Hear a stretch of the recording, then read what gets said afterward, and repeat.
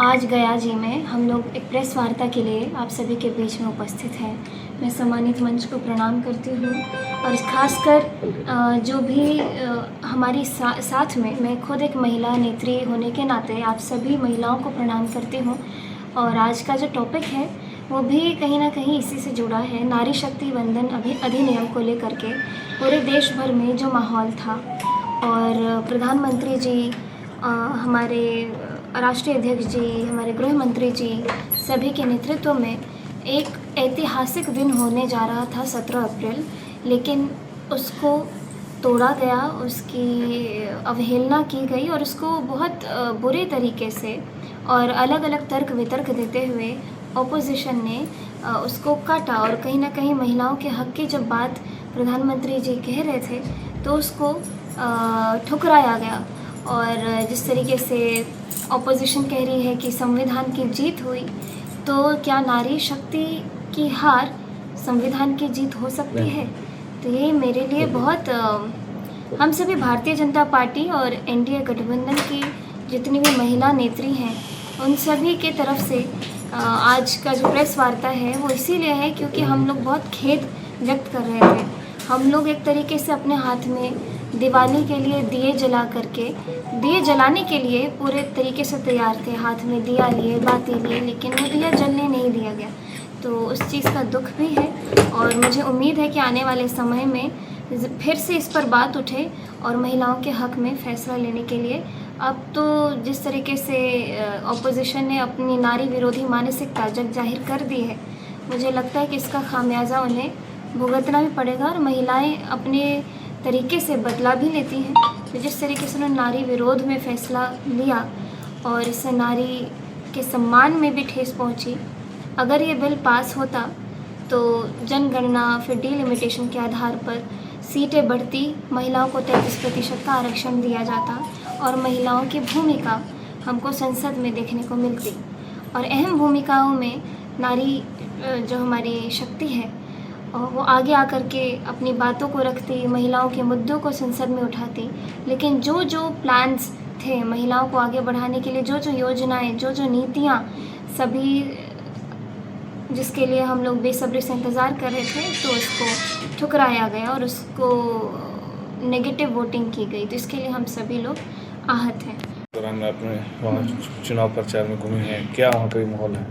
मैं बंगाल चुनाव में जो मुझे पार्टी ड्यूटी दी गई थी उसके तहत मैं बंगाल चुनाव में 4 दिन रह कर के आई और वहाँ का माहौल बहुत अच्छा देखने को मिला। लोगों ने बहुत ज़्यादा अपनी अग्रीमेंट दिखाई है भारतीय जनता पार्टी के प्रति और बहुत स्नेह प्यार दिखाया है भारतीय जनता पार्टी के लिए, क्योंकि वहाँ के लोग बदलाव चाहते हैं। बहुत समय से वहाँ पे एक ऐसा शासन चल रहा है जहाँ पे प्रशासन भी बेबस है। वो लोग कोई स्टैंड नहीं लेते हैं, क्राइम होते हैं, क्राइम के अगेंस्ट कोई एक्शन नहीं लिया जाता। कोलकाता, बंगाल की महिलाएं भी इससे त्रस्त हैं और आए दिन आप लोग सोशल मीडिया पे देख रहे होंगे कि वहाँ की बच्चियाँ भी कुछ अपनी प्रॉब्लम्स या फिर जो भी घटनाएं होती है उसको लेके वीडियोस बना के डाल रही हैं। किस तरीके से टेररिज्म वहाँ पे बढ़ते जा रहा है, किस प्रकार से घुसपैठियों को सिर्फ वोट बैंक के लिए वहाँ पे जगह दी जाती है और वही लोग फिर अलग अलग प्रकार के गलत कृत्य करते हैं। तो इसीलिए बहुत ज़रूरी है, वहाँ के लोग भी चाहते हैं कि बदलाव हो और बदलाव के लिए सभी लोगों ने आदरणीय नरेंद्र मोदी जी पर बहुत भरोसा जताया है और जितने भी भारतीय जनता पार्टी के कैंडिडेट्स हैं वहाँ पर सभी लोग बहुत बढ़ चढ़ करके चुनाव में अपना तैयारी भी किए और मुझे भी मौका मिला उन सभी के पास। पोस्ट भी डाला था कि वहाँ पर मैं असहज महसूस कर रही हूँ।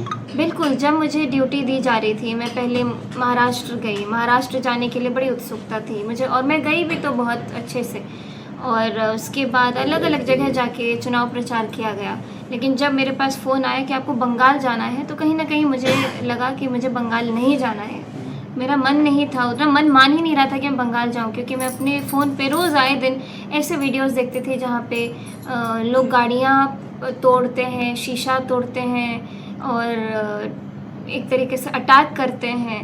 तो मैं चाह रही थी कि मुझे वहाँ की ड्यूटी ना मिले क्योंकि मुझे असहज महसूस हो रहा था वहाँ जाने का सोच के। इसीलिए लेकिन वहाँ गई तो अपने पार्टी के लोग और लाइक माइंडेड लोग, बहुत सारे लोग मिले जिन्होंने बहुत अच्छे से उधर कंडक्ट करवाया।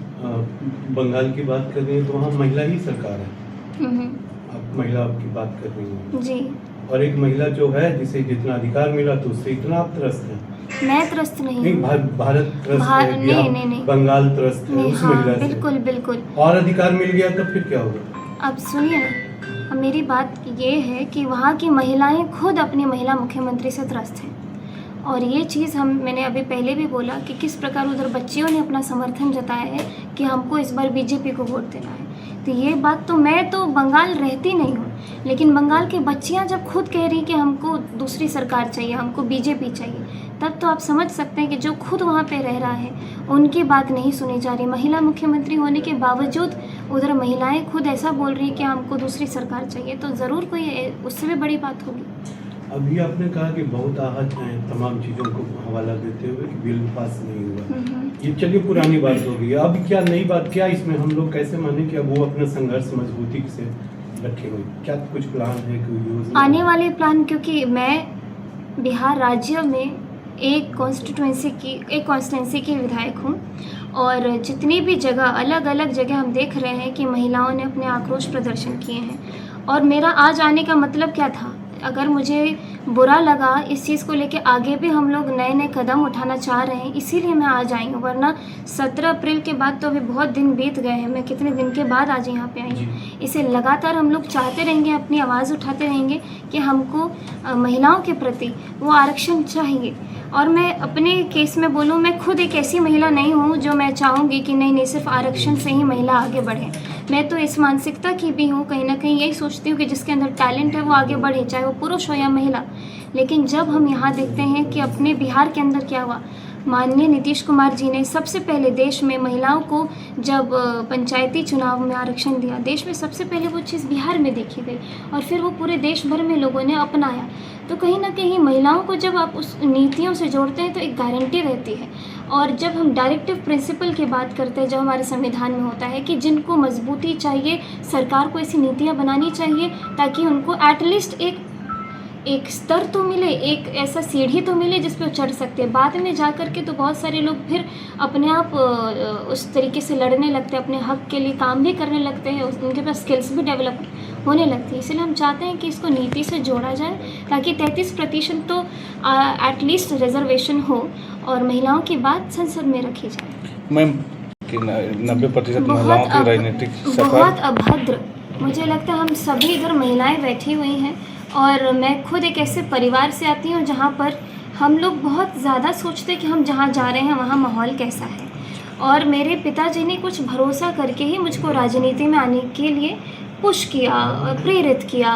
मैं भी खुद राजनीति में जब आई तो मेरे अंदर ये इच्छा थी कि मैं अपने समाज के लिए काम करूँगी, बड़े बड़े रिफॉर्म्स लेके आऊँगी। मुझे लगता है हर एक यूथ यही चाहता है कि जब वो राजनीति में आए तो कुछ बड़ा करके दिखाए।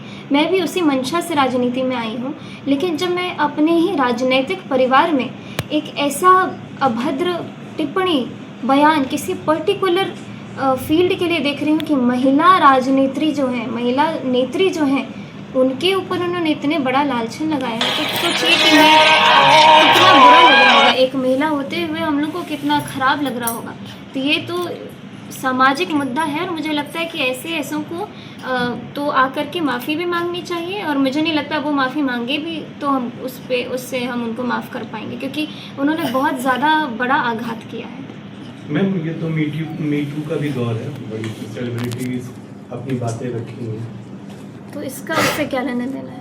सच्चाई जो उन्होंने बयान किया है, जो मीटू में जो हम लोग यहाँ बात कर रहे हैं कि पप्पू यादव जी ने क्या बोला कि 90%, मैं तो बोल भी नहीं सकती हूँ कि पप्पू यादव जी ने जो बोला वो तो मैं आपके सामने रिपीट भी नहीं कर सकती हूँ। और आजकल हम ऐसे मामले, ऐसे दौर में हैं जहाँ पे सबको अपनी बात रखने का अधिकार है। कहीं पे बहुत सारे, मुझे मालूम है कि अभी हम एक ऐसे समय में जहाँ पे सोशल मीडिया भी बड़ा प्रबल है, तो क्यों ना जब किसी के अंदर कोई बात है, कोई किसी भी एक्सपीरियंस से गुजर रहा है तो वो अपने पोर्टल पे रखता है, पब्लिक पोर्टल पे रखता है। तो उसकी पप्पू यादव जी की मानसिकता देखिए ना कि उन्होंने एक तरीके से पूरा 90% 90 में 10 ही अगर छोड़ ही दे तो आप बोलिए ना 100% के ऊपर लालच, तो 10% भी क्यों छोड़े? जब आपके घर में खुद एक महिला नेत्री है तो आप कैसे उस पूरी कम्युनिटी के ऊपर कीचड़ उछाल सकते हैं? इनकी सांसदी जानी चाहिए। ये मैं नहीं बता सकती हूँ। बस महिला संगठन से सिर्फ ये विजय जी हम लोग क्या करते ही मुझे बहुत कुछ सीखने को मिलता है और मुझे बहुत अच्छा लगता है जब आप जैसे पत्रकार हमारे सामने खड़े होते हैं। आपकी बातों से हमको कुछ सीखने को मिलता है, आगे पढ़ने के लिए भी बहुत कुछ मिलता है। ईश्वर ने बहुत कुछ दिया है आप